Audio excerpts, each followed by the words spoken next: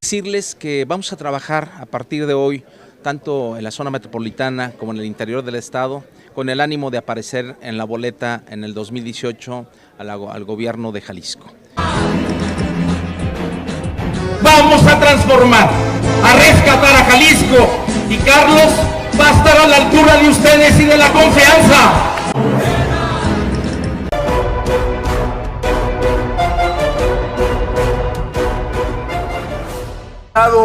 Más de 60 municipios para mí, porque me he dado cuenta y esta fuerza el día de hoy, porque son muchos años de lucha, construye un movimiento social.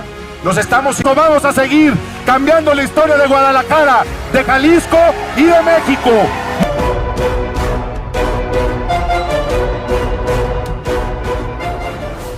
Estamos plenamente seguros que el día de hoy iniciamos esta ruta para que Jalisco vuelva a tener un gobierno humanista. Y hace falta un cambio. Ya basta.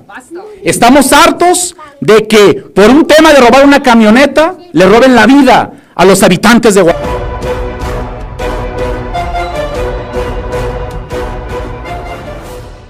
Soy Miguel Castro, soy precandidato al gobierno del estado de Jalisco por el PRI. Sé lo que es una contienda electoral y he ganado porque sé escuchar y estar cerca de las personas. Lo más importante es dar resultados. Estoy listo, estoy contigo.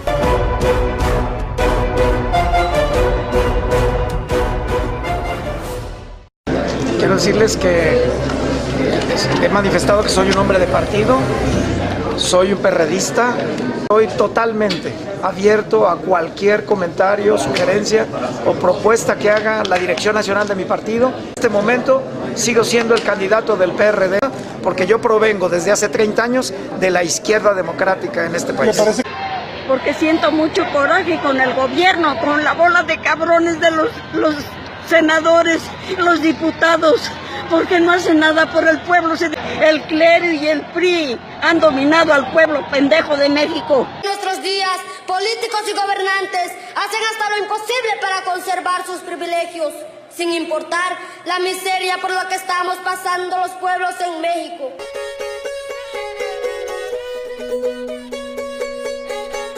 No le podemos aplaudir, no vamos a votar, no vamos a aplaudir a una persona que está vendiendo nuestro lugar sagrado.